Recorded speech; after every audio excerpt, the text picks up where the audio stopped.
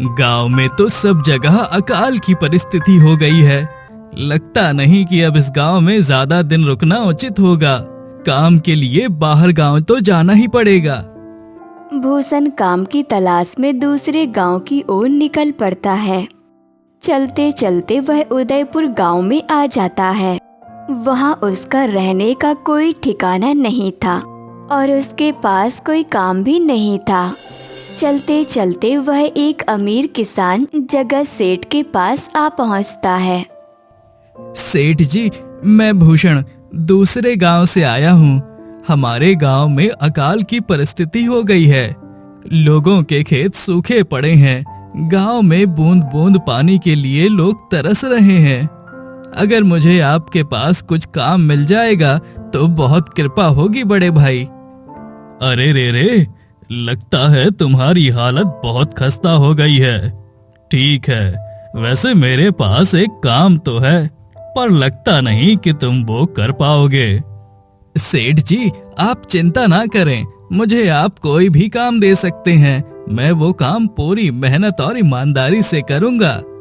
अच्छा ठीक है भूषण, तो कान खोल कर सुन लो। मेरे पास 50 गायें और 50 भैंसें हैं। तुम्हें हर रोज उन जानवरों का गोबर निकालना होगा और रोज सुबह शाम उन्हें चारा पानी देना होगा। महीने के आखिर में तुम्हें इस काम के लिए 200 रुपए मिलेंगे। और हाँ, 2 वक्त का खाना भी हमारी तरफ से मुफ्त दिया जाएगा। बोलो, क्या तुम ये काम कर पाओगे?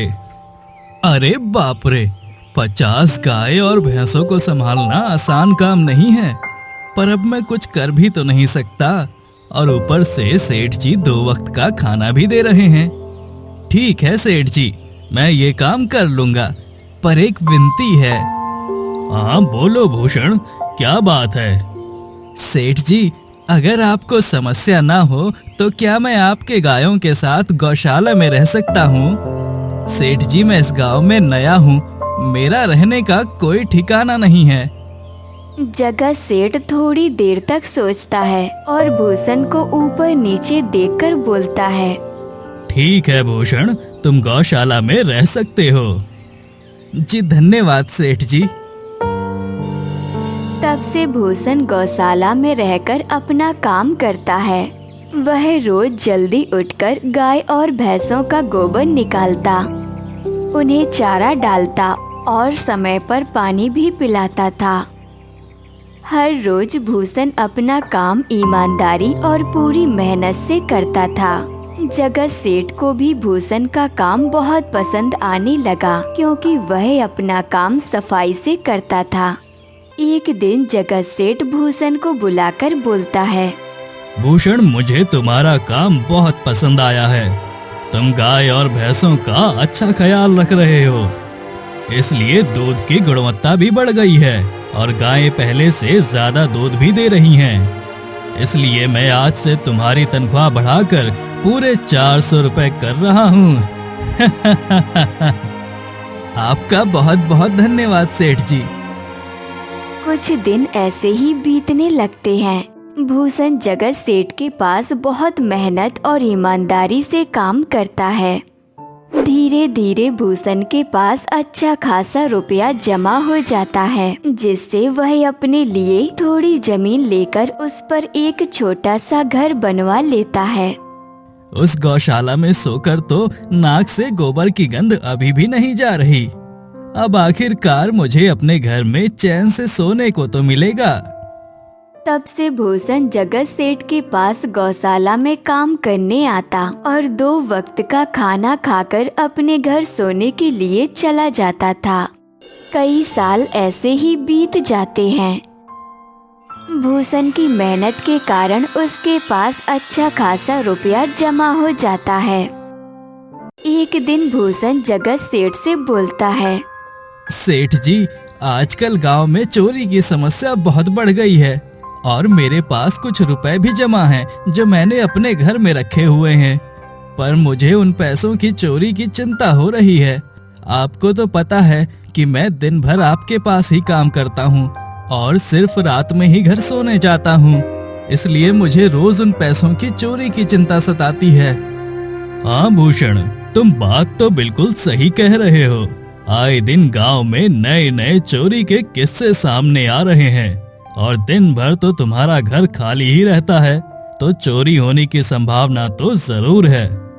जगत सेठ थोड़ी देर सोचता है और बोलता है, देखो भूषण, ऐसे समय में तो गांव में एक ही जगह है जहां पर तुम्हारा धन सुरक्षित रह सकता है, और वो है जमींदार का घर। क्या? जमींदार का घर?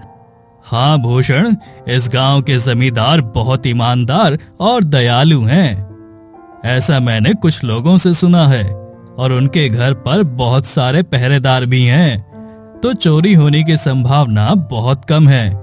तुम अपने पैसे उनके पास रख सकते हो। अच्छा, ऐसा है क्या सेठ जी? ठीक है, फिर आज ही मैं जमींदार जी से मिलकर बात करता हूँ और उन्हें अपनी समस्या बताता हूँ। उस दिन भूषण जमींदार से बात करने जाता है। नमस्ते जमींदार जी, मैं भूषण जगत सेठ के यहाँ काम करता हूँ। कुछ साल पहले ही मैं दूसरे गांव से यहाँ आया हूँ। अच्छा भूषण, बोलो तुम्हारा क्या काम है मेरे पास? जमींदार जी, मैं सालों से जगत सेठ के पास काम कर रहा हूँ और मैंने कुछ रुपए भी जमा कर लिए हैं, पर बात यह है कि गांव में चोरी की समस्या बहुत बढ़ गई है, तो मुझे अपने रुपए घर में रखने से डर लग रहा है। अच्छा, कितने रुपए जमा किए हैं तुमने? जमींदार जी, यही कोई 5 से 6 हजार रुपए होंगे मेरे पास। वाह, ये तो बड़ी रकम है। मैंने आपकी ईमानदारी के बारे में लोगों से बहुत सुना है, इसलिए मैं अपनी रकम आपके पास कुछ वक्त के लिए रखने आया हूँ। हाँ भूषण, तुमने बिल्कुल सही सुना है। तुम्हारी रकम मेरे पास पूरी तरह से सुरक्षित रहेगी। तुम अब चिंता ही छोड़ दो, मैं सब देख लूंगा। भूषण अपने पैसे गिनकर जमींदार को दे देता है। ये पूरे 5,800 रुपए हैं, आप गिनकर देख लीजिए।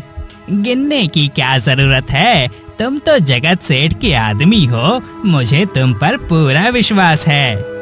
भूषण जमींदार को 5,800 रुपए दे देता है। जमींदार जी, आपका बहुत बहुत धन्यवाद।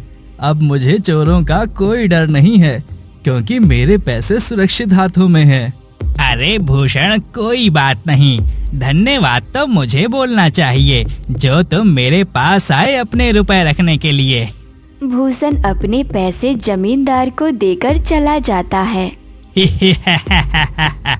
हाँ भूषण, तुम्हारे पैसे मेरे हाथों में ही अच्छे लगते हैं। ऐसे ही भूषण ईमानदारी और मेहनत से जगत सेठ के यहाँ काम कर रहा था। 1 साल ऐसे ही बीत गया। एक दिन भूषण सोचता है, अब बहुत साल हो गए जगत सेठ के यहाँ काम करते हुए। वैसे सेठ जी तो बहुत अच्छे इंसान हैं, पर सोच रहा हूँ कि खुद की जमीन लेकर उस पर मेहनत करूँ, तभी मैं बड़ा आदमी बन सकता हूँ। अब जो मेरे पास थोड़े कुछ पैसे हैं और जो जमींदार के पास कुछ पैसे संभालने के लिए दिए हैं, वो जमा करके थोड़ी जमीन खरीद लूंगा। आज ही जमींदार से मिलने जाता हूँ और अपने रुपए मांगता हूँ। भूषण जमींदार के पास जाता है। जमींदार जी, मैं अपने रुपए वापस लेने आया हूँ। आपके पास मैंने 5,800 रुपए दिए थे संभालने के लिए। अरे भाई साहब, मैंने पहचाना नहीं आपको, वैसे कौन हो आप? अरे जमींदार जी, मैं भूषण हूँ। पिछले साल मैंने आपको पैसे संभालने के लिए दिए थे, याद आया कुछ? अरे भाई साहब, मेरे पास कितने सारे लोग आते जाते हैं पैसे रखने के लिए, और सभी के साथ मेरा अच्छा व्यवहार होता है। वैसे आपके पास कोई कागजात हैं क्या? क्योंकि मैं हर व्यक्ति से कागज पर ही व्यवहार करता हूँ। किसने कितने पैसे दिए, किसके कितने पैसे रखे हैं, सबका व्यवहार रहता है मेरे पास। जमींदार जी, ये आप क्या बात कर रहे हैं? आपकी ईमानदारी देखकर ही मैंने आपको पैसे दिए थे संभालने के लिए, और आप अब ऐसी बातें कर रहे हैं। कृपया करके मेरे पैसे मुझे वापस कीजिए। हाँ भूषण, मैं ईमानदारी से ही काम करता हूँ, इसलिए तो तुमसे मैं डॉक्यूमेंट्स मांग रहा हूँ। क्या तुम्हें पता नहीं, जब तुम किसी से पैसों का व्यवहार करते हो तो तुम्हें स्टाम्प पेपर पर लिख कर देना पड़ता है। तुम किसी से भी पूछ सकते हो। नहीं जमींदार जी, मैं आपके पैर पड़ता हूँ, कृपया करके मेरे रुपए मुझे दे दीजिए। बड़ी मेहनत से मैंने वो पैसे जमा किए थे, मुझ पर ऐसा अन्याय ना करें। अरे क्या ये झूठ मूठ का रोना धोना लगाया है? लगता है तुम ढोंगी हो और मेरी ईमानदारी और भोलेपन का फायदा उठाकर मुझसे ये रुपए लेने आए हो। रुक, तुझे अभी सबक सिखाता हूँ। जमींदार अपने आदमियों को बुलाकर भूषण की पिटाई करने को कहता है। जमींदार के आदमी भूषण को डंडे से बहुत मारते हैं। भूषण दुखी होकर घर चला जाता है। भूषण के शरीर पर घाव के निशान स्पष्ट दिख रहे थे। 2 दिन से भूषण जगत सेठ के घर काम के लिए नहीं जा पाता, इसलिए अगले दिन जगत सेठ ही भूषण के पास आता है। वह देखता है कि भूषण खाट पर सो रहा है और वह बड़ी ही चिंता में नजर आ रहा है। भूषण भाई, तुम 2 दिन काम पर नहीं आए, क्या हुआ भाई? तबीयत ठीक है ना तुम्हारी? कुछ समस्या है क्या? अरे सेठ जी, आप खुद यहाँ आए हो, आप खबर भिजवाते तो मैं खुद चला आता। अरे भूषण, कोई बात नहीं, तुम्हें देखकर लगता है तुम बीमार हो। क्या हुआ है तुम्हें? जगत सेठ, क्या बताऊं, जिस जमींदार के पास पिछले साल मैंने अपने पैसे संभालने को दिए थे, वो आज मुझे पैसे वापस नहीं करना चाहता। वो बहुत लालची इंसान है, वो लोगों को ठग रहा है। और जब मैंने बाद में गिड़गिड़ाना शुरू किया तो उसने डंडे से मार मार कर मेरी पिटाई करवा दी और मुझे वहां से धक्के मार कर निकाल दिया। अरे बाप रे, ये तो बड़ा ही गंभीर विषय है। मैंने तो जमींदार के बारे में अच्छा ही सुना था, पर मुझे भी नहीं पता था कि वो इंसान इतना गिरा हुआ है। तभी मैं सोचूं, हर साल उसकी संपत्ति इतनी ज्यादा कैसे बढ़ रही है। मुझे माफ कर दो भूषण, मैंने ही तुम्हें जमींदार के पास जाने को बोला था, गलती तो मेरी भी है। नहीं जगत सेठ, आप तो मेरा अच्छा ही सोच रहे थे, ये तो उस जमींदार का लालच है। अब लगता नहीं मेरे पैसे उस जमींदार से वापस मिलेंगे भी। जगत सेठ थोड़ी देर कुछ सोचता है। भूषण, मेरे पास एक तरकीब है जिससे मैं तुम्हारे पैसे तुम्हें वापस दिला सकता हूँ। जगत सेठ भूषण के कान में कुछ कहता है। ठीक है सेठ जी, हे ऊपर वाले, ये तरकीब कामयाब होने दीजिए। अगले दिन जगत सेठ खुद जमींदार के घर जाता है। अरे जगत सेठ, आज आप खुद यहाँ? बोलो भाई, इस गरीब के घर कैसे आना हुआ? हमारा तो ये सौभाग्य है कि आप जैसे धनी आदमी के चरण हमारे घर में लगे हैं। नमस्ते जमींदार जी। अरे जमींदार जी, आप तो मुझे अब लज्जित कर रहे हैं। वैसे मैं कुछ महीनों के लिए दूसरे राज्य में व्यापार करने जा रहा हूँ। मैं ये लगभग 50,000 रुपए लाया हूँ। मुझे डर है कि कहीं ये चोरी ना हो जाएं। क्या आप मेरे सारे पैसे अपने पास संभाल कर रख सकते हैं? आपके सिवाय इस गांव में और किसी पर भरोसा नहीं कर सकता। अरे जगत सेठ, ये भी कोई पूछने की बात है? मेरे पास आपके पैसे बिल्कुल सुरक्षित रहेंगे। आप निश्चित होकर व्यापार करने जा सकते हैं। इस बार तो बड़ी मछली हाथ लगी है, बार बार ऐसा मौका नहीं मिलता। भारी माल हाथ में लगने वाला है। तभी वहाँ पर भूषण आ जाता है। अरे भूषण, तुम?